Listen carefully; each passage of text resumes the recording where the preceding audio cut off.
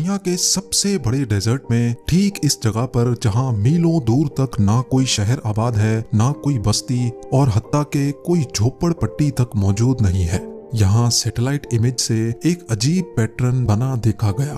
Exactly 45 metres का diameter, बाहर की साइड पे 12 डॉट्स और ठीक सेंटर में एक डॉट देखा जा सकता है। हैरान करने वाली बात तो यह है कि डेजर्ट के बीचों बीच इतनी एक्यूरेसी से बना ये पैटर्न कोई अकेला नहीं है, बल्कि थोड़ा जूम आउट करने पर मालूम पड़ा कि सेम एक जैसे 8 पैटर्न बिल्कुल स्ट्रेट लाइन में बने हुए हैं। इन तमाम पैटर्न्स की शेप, इनका साइज और इनका डायामीटर एक जितना ही है और सबसे बढ़कर ये कि इन सारे पैटर्न्स के दरमियान ठीक 420 मीटर्स का फासला है। ऐसा नहीं कि कहीं 440 मीटर तो कहीं 400 मीटर, सबके दरमियान एग्जैक्टली 420 मीटर का ही फासला है। थोड़ा और जूम आउट करके देखा जाए तो मीलों दूर तक यहाँ रेत के सिवा कुछ नजर नहीं आता। तो अब सवाल ये उठता है कि इस वीराने में इतनी एक्यूरेसी से बने इन पैटर्न्स के पीछे आखिर राज क्या है? क्या ये एंशिएंट वर्ल्ड का कोई कारनामा है या फिर एलियंस की तरफ से छोड़ा जाने वाला कोई मैसेज? ज़ेम टीवी की वीडियोस में एक बार फिर से खुशामदीद।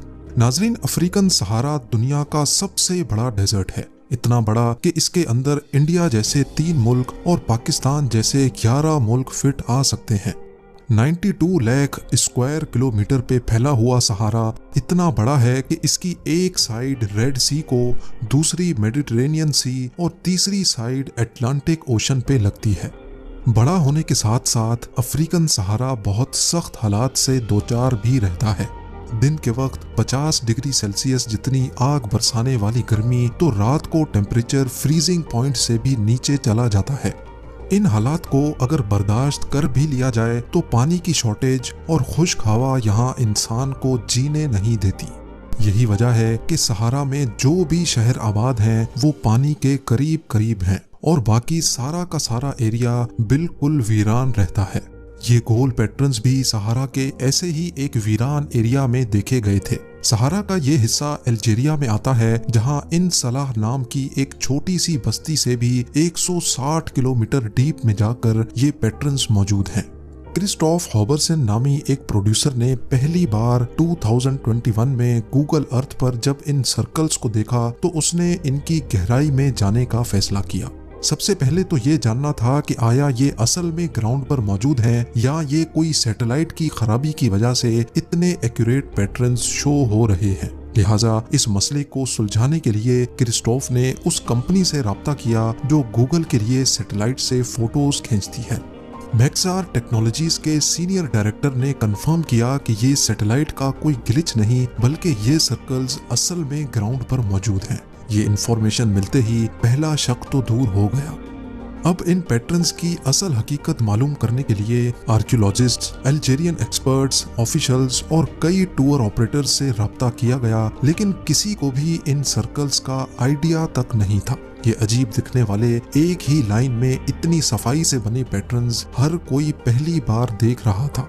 कई महीने की रिसर्च करने के बाद क्रिस्टोफ हॉबरसन को शक हुआ कि कहीं ये साइज्मिक सर्वे के निशानात तो नहीं है। साइज्मिक सर्वे जमीन में ऑयल ढूंढने के लिए परफॉर्म की जाने वाली टेक्निक को कहते हैं, जिसमें एक मशीन पर लगे हैमर की मदद से जमीन में वाइब्रेशन पैदा की जाती हैं। इन वाइब्रेशंस को साइज्मिक वेव्स कहा जाता है, जो जमीन के अंदर मौजूद जियोलॉजिकल स्ट्रक्चर से टकराकर वापस ऊपर की तरफ जाती हैं, जहां रिसीवर्स इन वेव्स को रीड करते हैं और फिर एक कॉम्प्लेक्स कंप्यूटर प्रोग्राम की मदद से ये पता लगाया जाता है कि जमीन के अंदर ऑयल है कि नहीं। सहारा में बने ये अजीब पैटर्न्स क्या साइज्मिक सर्वे का सबूत हैं? ये जानने के लिए यूनिवर्सिटी ऑफ टेक्सास में दुनिया के सबसे बड़े साइज्मिक सर्वे एक्सपर्ट से राब्ता किया गया। बॉब हार्डेज ने जब इन पैटर्न्स की पिक्चर को देखा तो उनका कहना था कि ये पैटर्न्स किसी सूरत भी साइज्मिक सर्वे के नहीं हो सकते, क्योंकि पहली बात सर्वे में मशीन ऐसे पैटर्न ही नहीं बनाती, और दूसरा ये कि जो भी कंपनी हजारों लाखों डॉलर खर्च करके किसी साइट पर सर्वे करती है और वहां ऑयल नहीं मिल पाता तो वो अपने निशानात मिटा देती है, ताकि उनकी की गई मेहनत का कोई दूसरी ऑयल कंपनी फायदा ना उठाए। यानी बॉब के मुताबिक ये पैटर्न्स साइज्मिक सर्वे के नहीं हैं। तो आखिर फिर ये किसने और क्यों बनाए थे? इंटरनेट पर ही रिसर्च करने के दौरान 1885 के एक डॉक्यूमेंट में कुछ मजीद इशारे मिले। इस डॉक्यूमेंट में एक कुएं का जिक्र किया गया है और साथ ही 2 टूम्स का जिक्र भी किया गया है जो सर्कुलर शेप की हैं और इन पैटर्न्स की तरह बहुत रेगुलर शेप की बनी हुई हैं। और सबसे बढ़कर ये कि इन टूम्स की लोकेशन भी पैटर्न से सिर्फ 10 किलोमीटर ही दूर है। अफ्रीकन सहारा में इन टूम्स को ट्यूमुलस कहा जाता है, जहां हजारों साल पहले रॉयल किंग्स को दफनाया जाता था। 10,000 साल पहले बनाए जाने वाले इन टूम्स को अगर इन पैटर्न से कंपेयर किया जाए तो इनकी शेप और डिजाइन में काफी वाज़ेह फर्क देखा जा सकता है। अपने शक को कंफर्म करने के लिए एक टूनिशियन आर्कियोलॉजिस्ट से कांटेक्ट किया गया जिसने अल्जीरिया के इस हिस्से में काफी रिसर्च की है। उनका कहना था कि इन पैटर्न्स का टूम्ब से तो कोई ताल्लुक नहीं है, पर ऐसा मालूम होता है कि ये जो कुछ भी है इसका ताल्लुक पानी से है। 2,500 साल पहले रेगिस्तान में पानी निकालने के लिए एक टेक्निक इस्तेमाल की जाती थी जिसको फुगारा या फिर कनात कहा जाता है। इस टेक्निक में जमीन के अंदर पहले एक कुआं खोदा जाता था और फिर स्लोप पर कई शाफ्ट्स हवा गुजरने के लिए खोदी जाती थी। फिर स्लोप के बॉटम से कुएं तक एक और शाफ्ट खोदी जाती थी जिसमें से पानी होता हुआ ठीक यहाँ से आकर निकलता था। इस टेक्निक की मदद से बिना किसी मेहनत के खुद ब खुद पानी जमीन से निकाला जाता था, जो रेगिस्तान में खेती बाड़ी करने और जानवरों के लिए बहुत काम आता था। पहले तो ये समझा गया कि ये पैटर्न्स भी शायद कनात या फिर फुगारा हैं, लेकिन थोड़ी रिसर्च के बाद ही मालूम पड़ा कि रेगिस्तान में जहाँ कनातें पहले से मौजूद हैं उनके आखिर में कोई न कोई आबादी होती है। आबादी नहीं तो हरियाली जरूर होती है, लेकिन इन पैटर्न्स के आखिर में क्या इनसे 160 किलोमीटर दूर तक ना कोई आबादी है और ना ही कोई हरियाली। कई महीनों की रिसर्च के बाद अभी तक इन पैटर्न्स का कोई ठोस सुराग ना मिल सका था। इतने में satellite imaging company Maxar technologies ने इन सर्कल्स की क्लियर और फ्रेश पिक्चर लेकर भेजी और इस नई पिक्चर में आखिरकार एक इशारा मिल ही गया। पैटर्न्स के आसपास गाड़ियों के टायर मार्क्स वाज़े तौर पे नजर आ रहे थे, यानी इसका मतलब ये था कि ये काम जिसने भी किया है वो यहाँ गाड़ियों में आया करते थे, और गाड़ियों का मतलब है कि ये चीज ज्यादा पुरानी भी नहीं है। खैर, अब इन पैटर्न्स की असल हकीकत जानने के लिए वो स्टेप उठाने का फैसला किया गया जिसको शुरुआत से ही अवॉइड किया जा रहा था। जी हाँ, सहारा की कड़कती गर्मी में इन पैटर्न्स के पास किसी को खुद जाना पड़ेगा। अल्जीरिया से ताल्लुक रखने वाले एक वीडियो जर्नलिस्ट ने ये काम अपने सर ले लिया, और क्योंकि ये एक इंतहाई मुश्किल एडवेंचर था इसीलिए कई महीनों पहले से इसकी तैयारी शुरू कर दी गई। यहाँ तक सिर्फ पहुँचना ही कम से कम 3 दिन का लगातार सफर है। कैमरा, कैंपिंग, कुकिंग और मेडिकल इक्विपमेंट के साथ साथ पानी के केन्स और एक्स्ट्रा फ्यूल अरेंज करके सफर का आगाज किया गया। 2 दिन के लगातार सफर करने के बाद टीम अब इन सलाह तक पहुंच चुकी थी, और यहाँ से आगे ना कोई रोड था और ना कोई रास्ता। जीपीएस की मदद से टीम ने इन पैटर्न्स का रुख करके रेगिस्तान में कदम रख दिया। कई घंटों के मुसलसल सफर के बाद रुकते और फंसते हुए वो अब आखिरकार अपनी मंजिल के करीब पहुंच चुके थे। वो टायर मार्क्स जिनको सैटेलाइट से देखा गया था वो भी जाहिर होना शुरू हो गए थे। जब टीम पहले पैटर्न पे पहुंची तो उनकी खुशी की इंतहा नहीं थी। जो सैटेलाइट से सिर्फ डॉट्स दिख रहे थे वो करीब 4 से 5 मीटर बड़े खड्डे थे जिनको शायद रेत डालकर बंद किया गया था। उन्होंने 8 के 8 पैटर्न्स को विजिट कर लिया। सब में 13 खड्डे एक ही डिजाइन में मौजूद थे, लेकिन इन पैटर्न्स में एक चीज ऐसी थी जो सैटेलाइट से नजर नहीं आ सकती थी, और वो थी मेटल की ये तारें।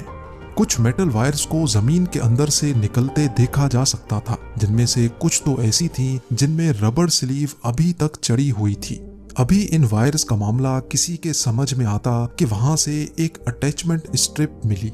ये स्ट्रिप आम तौर पे सामान को बांधने के लिए इस्तेमाल होती है, और उस स्ट्रिप पे एक स्टैंप लगी थी जिसपे कुछ लिखा हुआ था।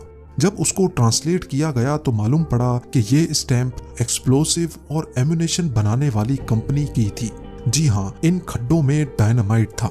ये डायनामाइट कब, क्यों और किसने डाला था, ये जानना बहुत जरूरी था। शूटिंग टीम को यहाँ से कैंड फूड के कुछ खाली कैन भी मिले, जिनकी बैक साइड पे सोपी के कंपनी का लोगो अभी तक मौजूद था। ये कैंड फूड की कंपनी आज भी मौजूद है। जब कंपनी से कांटेक्ट करके उनको खाली कैन की फोटो भेजी गई तो उन्होंने बताया कि ये पैकिंग 1958 की है, यानी आज से करीब 65 साल पुरानी। दो चीजें अब कंफर्म हो चुकी थी कि इन पैटर्न्स के अंदर एक्सप्लोसिव था और ये काम 1958 में किया गया था।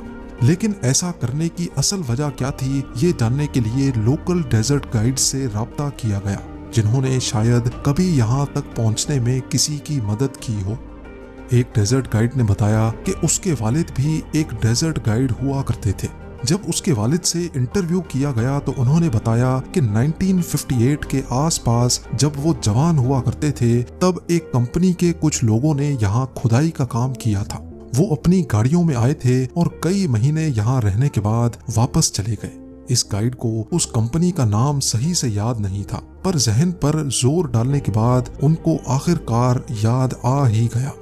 क्रेप्स ये एक फ्रेंच कंपनी थी जिसको 1950 से लेकर 1960 तक सहारा के इस हिस्से में ऑयल ढूंढने का कॉन्ट्रैक्ट दिया गया था। इस आखिरी इंफॉर्मेशन मिलने के बाद सारी हकीकत खुलकर सामने आ गई। ये एक तरह का साइज्मिक सर्वे ही था, लेकिन उस दौर में मशीनरी तो हुआ नहीं करती थी। इसी वजह से साइज्मिक सर्वे के लिए डायनामाइट्स लगाए जाते थे। ये खड्डे डायनामाइट फटने की वजह से ही बने थे, जिनको हवाओं और तूफान से उड़ने वाली रेत ने कवर कर दिया है और वो अब इस तरह दिखते हैं। मेटल वायर्स को डेटोनेटर के साथ कनेक्ट करके जमीन के नीचे एक्सप्लोसिव को फाड़ा जाता था, जिससे साइज्मिक वेव्स पैदा होती थी। ठीक वैसे ही जैसे आज की मॉडर्न मशीनरी वाइब्रेशन करके वेव्स पैदा करती है। उम्मीद ही आप लोग भरपूर लाइक और शेयर करेंगे। आप लोगों के प्यार भरे कमेंट्स का बेहद शुक्रिया। मिलते हैं अगली शानदार वीडियो में।